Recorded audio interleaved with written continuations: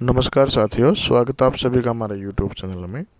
आज के वीडियो में हम बात करने वाले हैं निष्ठा ट्रेनिंग 3.0 की जो प्रश्नोत्तरी में आने वाली समस्याएं हैं उनको हम कैसे हल करें। दूसरी बात, प्रश्नोत्तरी में हमको 20 में से 13% जो सही करने हैं वो हम किस प्रकार से सही करें। इस वीडियो को देखने के बाद में आप 20 में से 20% सही कर पाएंगे। अब हम बात कर लेते हैं कि हमने जो पीडीएफ शेयर कर रहे हैं आपसे, ये पीडीएफ हमने हमारे स्तर पे बनाई है और इस पीडीएफ के माध्यम से आपको सहायता मिलेगी आपके 13% या 13 से ज़्यादा प्रश्न सही करने में। तो बने रहिए मेरे साथ। सबसे पहले हम बात कर लेते हैं जो प्रश्नोत्तर हैं उनके आंसर की। तो सबसे पहले देखिए, इनके जो क्रम हैं ये अलग हो सकते हैं, इसलिए आप क्रम को नोट डाउन कर लें और प्रश्नों के उत्तर के हिसाब से आप आंसर दें। तो पहला प्रश्न है यहाँ, एनईपी के अनुसार मध्याह्न भोजन मिड डे मील प्रारंभिक कक्षा में पढ़ने वाले बच्चों को वितरित किया जाएगा। यहाँ प्रारंभिक कक्षा का अर्थ है, तो यहाँ प्रारंभिक कक्षा का अर्थ बताया गया है 1 से पहले की कक्षाएं, ये इसका सही उत्तर हो जाएगा। उसके बाद में FLN मिशन एक राष्ट्रीय पहल है, तो राष्ट्रीय पहल इसका सही उत्तर हो जाएगा। उसके पश्चात राष्ट्रीय शिक्षा नीति 2020 में इस बात पर प्रकाश डाला गया है कि वर्तमान में प्राथमिक स्तर पर अनुमानित रूप से 5 करोड़ से अधिक छात्र बुनियादी साक्षरता और संख्या ज्ञान का कौशल हासिल नहीं कर पाए हैं। तो इस कथन से आप सहमत है या असहमत है या फिर पता नहीं है, तो इसमें सही उत्तर जो है वो ये होगा, सहमत हैं। और FLN को मजबूत करने के लिए कदम उठाए जाने चाहिए। अगला जो प्रश्न है, NEP के FLN हासिल करने के लिए जो समय सीमा निर्धारित की गई है वो है 2025। उसके पश्चात जो बाल्यावस्था देखभाल और शिक्षा, इसका जो पूरा नाम है early childhood care and education, तो इसका सही उत्तर आपको चौथा मिलेगा। उसके पश्चात स्कूली शिक्षा विभाग द्वारा 1 से 5 के लिए छात्र जुड़ाव प्रतिधारण और शैक्षणिक उपलब्धि के लिए सीखने का परिणाम गुणवत्ता माप ये विकसित करेगा, तो ये एक ऐप के माध्यम से विकसित करेगा। उसके बाद में हम बात कर लेते हैं प्रारंभिक बाल्यावस्था देखभाल और शिक्षा पाठ्यक्रम की योजना और क्रियान्वयन का कार्य शिक्षा मंत्रालय, महिला और बाल विकास मंत्रालय WCD, स्वास्थ्य और परिवार कल्याण मंत्रालय HFW और जनजातीय, तो इसमें आप करेंगे संयुक्त रूप से। अगला जो प्रश्न है उसकी ओर बढ़ते हैं। FLN एक मिशन में दक्षता हासिल करने के लिए एक राष्ट्रीय पहल है, तो इसमें उत्तर जो आएगा वो है FLN मिशन में दक्षता हासिल करने के लिए, तो इसमें आप समझ के साथ भाषा और गणित पढ़ना ये सही उत्तर कर देंगे। उसके बाद में राष्ट्रीय बुनियादी साक्षरता और संख्या ज्ञान FLN मिशन यह सुनिश्चित करने की दिशा में एक महत्वपूर्ण कदम है कि हमारे बच्चे ये रिक्त स्थान तक अर्थ के साथ पढ़ना कौशल बुनियादी संख्या ज्ञान का प्राप्त कर सकें, तो ये तीसरी तक बताया गया है। उसके बाद में मिशन मोड में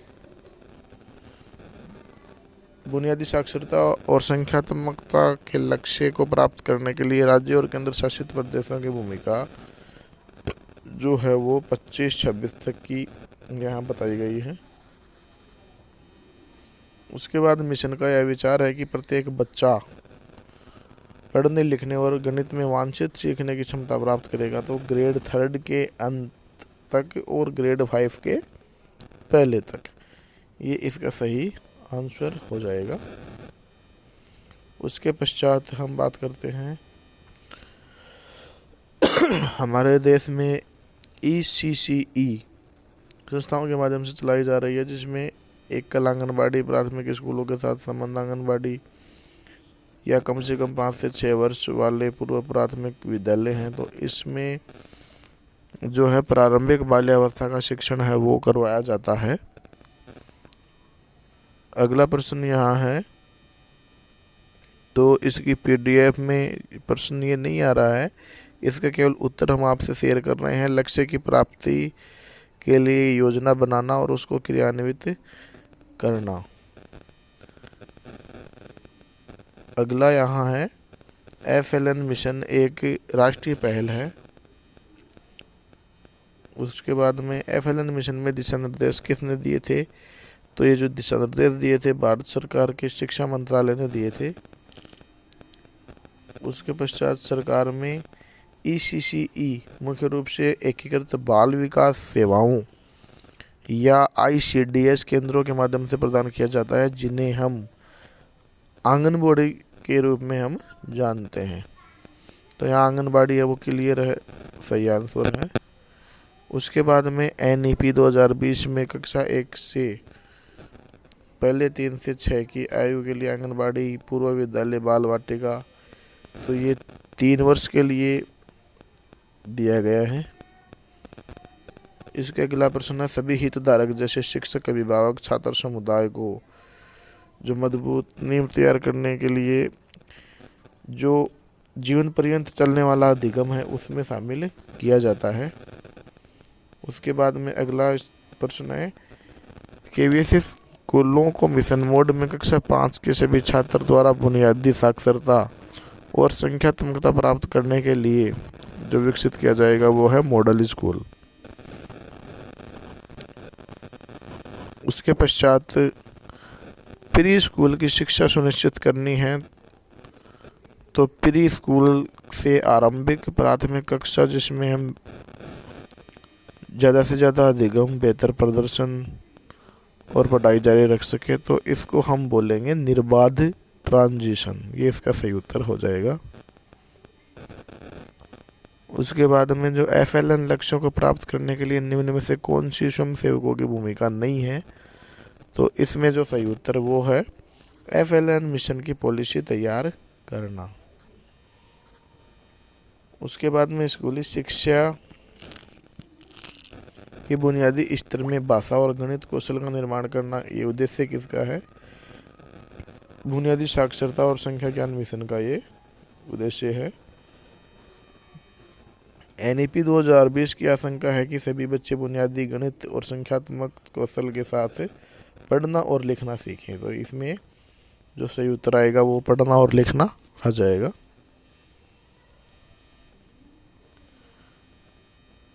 अगला ये जो प्रश्न है ये रिपीट है।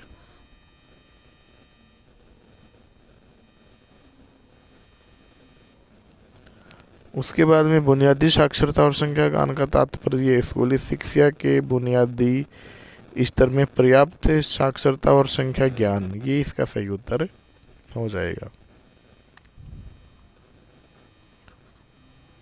उसके पश्चात NEP 2020 की ये परिकल्पना की गई कि 5 वर्ष की जो आयु है,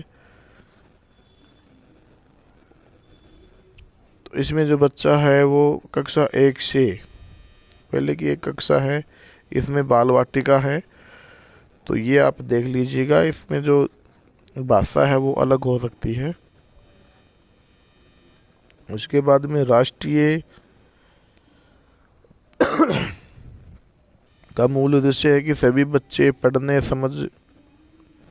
और समझ के साथ प्रतिक्रिया करने में सक्षम हो। तो इसमें जो राष्ट्रीय साक्षरता और संख्या ज्ञान मिशन, ये सही उत्तर हो जाएगा। उसके पश्चात किसी भी बच्चे के जीवन काल में प्रारंभिक वर्ष महत्वपूर्ण होते हैं, क्योंकि इस समय जो विकास की दर है वो सबसे ज़्यादा तेज होती है। उसके बाद में SDG के लक्ष्य 4.2 का उद्देश्य यह सुनिश्चित करना है कि सभी लड़कियों और लड़कों को, जिसमें वंचित समूह हैं, विकलांग बच्चे भी शामिल हैं, तो 2030 तक प्राप्त करना है। ये इसके अंतर्गत आएगा प्रारंभिक बाल्यावस्था विकास। उसके बाद में बुनियादी साक्षरता और संख्या ज्ञान के संदर्भ, व्यक्तियों का क्षमता संवर्धन और संदर्भ सामग्री विकसित करना, ये NGO के अंतर्गत आएगा। उसके पश्चात बुनियादी शिक्षा का मुख्य केंद्र क्या रहा है, तो बच्चे का सर्वांगीण विकास है, ये बुनियादी शिक्षा का केंद्र है। उसके पश्चात प्रारंभिक बाल्यावस्था शिक्षा को किसके संदर्भ में एक विशिष्ट लक्ष्य के रूप में शामिल किया गया है, तो सतत विकास लक्ष्य या SDG के रूप में। उसके बाद में हम बात करते हैं CBSE प्राथमिक स्तर पर जो एक खाली स्थान है के पूल की पहचान करेगा, जो सरकारी प्राथमिक शिक्षकों का मार्गदर्शन कर सकता है। इसमें हम एक उत्कृष्ट शिक्षक भर देंगे। उसके बाद में राष्ट्रीय बुनियादी साक्षरता और संख्या ज्ञान मिशन का गठन शिक्षा मंत्रालय के द्वारा होगा। ये क्वेश्चन, इसकी जो लैंग्वेज है वो चेंज होके आई है, अभी हमने देखा। NCERT देश की एक अग्रणी शैक्षणिक संस्था है और यह संस्था शिक्षक प्रशिक्षकों के लिए सामग्री विकसित करने के लिए प्रशिक्षण आयोजित करने के साथ साथ बुनियादी साक्षरता और संख्यात्मकता के लक्ष्यों को प्राप्त करने में भी महत्वपूर्ण है। तो इसमें जो तीसरा है वो सही हो जाएगा। उसके पश्चात जो आंगनबाड़ी कार्यकर्ता है, शिक्षक है, ECCE प्रशिक्षण स्कूली शिक्षा विभाग के क्लस्टर संसाधनों द्वारा होता है, तो इसको मेंटर कहते हैं। मेंटर टीचर लगाए जाते हैं। अगला जो प्रश्न है, NEP 2020 द्वारा प्रस्तावित 5+3+3+4 संरचना में 3 वर्ष की आयु से ECCE को एक मजबूत आधारशिला के रूप में शामिल किया गया है, जिसका उद्देश्य बेहतर समग्र शिक्षा, विकास और कल्याण को बढ़ावा देना। तो इसमें आ जाएगा ECCE। अगला प्रश्न है, ECCE की जो अवधि है वो है जन्म से 8 वर्ष तक की आयु में। उसके बाद में जो प्रश्न है, भावी स्कूली शिक्षा और आजीवन सीखने के लिए जो NEP 2020 है उसने क्या आधार रखा है, तो ये है पढ़ और लिख पाना, ये इसका आधार है।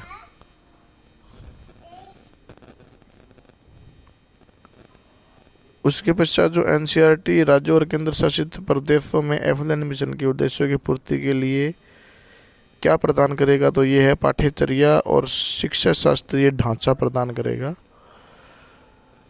उसके बाद में अगला प्रश्न है, सभी बच्चों की बुनियादी साक्षरता और संख्यात्मक कौशल प्राप्त करने के लिए क्या होना चाहिए, तो ये एक मिशन होना चाहिए। इसके बाद का प्रश्न है, बुनियादी साक्षरता और संख्या ज्ञान मिशन का दृष्टिकोण है, ये सभी पहलुओं को ध्यान में रखते हुए एक सक्षम वातावरण सुनिश्चित हो। तो उसके लिए जो प्रत्येक बच्चा है वो बुनियादी साक्षरता और गणित का सार्वभौमिक अधिकरण कर सके। तो साथियों, ये PDF जो हम आपसे वीडियो के माध्यम से शेयर कर रहे हैं इसका उद्देश्य केवल और केवल शिक्षकों की सहायता करना है। यदि इसमें कोई विरोधाभास हो तो इसमें जो वीडियो बनाने वाले हैं चैनल, इसमें हमारी कोई भी जिम्मेदारी नहीं होगी। इससे केवल और केवल आप मार्गदर्शन लें। हम ये नहीं कहते कि आप जो ट्रेनिंग है उसको ध्यान से नहीं करें, आपको ट्रेनिंग भी ध्यान से करनी है, लेकिन उसके बाद में भी यदि दिक्कत आती है तो आप हमारे वीडियो की सहायता ले सकते हैं। किसी भी प्रकार का विरोधाभास होने पर ये चैनल की जिम्मेदारी नहीं होगी। दूसरी बात, आप शिक्षक साथियों की सहायता करने के लिए वीडियो को ज़्यादा से ज़्यादा शेयर करें, जिससे कि जो शिक्षक साथी है वो अपना प्रमाण पत्र है वो ले सके। ये जो वीडियो है ये प्रथम जो ट्रेनिंग है फर्स्ट वीक में फर्स्ट मॉड्यूल उसका है, इसका जो नेक्स्ट पार्ट है ये भी हम डालेंगे। तो शिक्षक साथी इसके लिए चैनल को सब्सक्राइब करें। इसका नेक्स्ट पार्ट है वो हम जल्दी ही आप तक पहुंचाएंगे। मिलते हैं नेक्स्ट वीडियो में।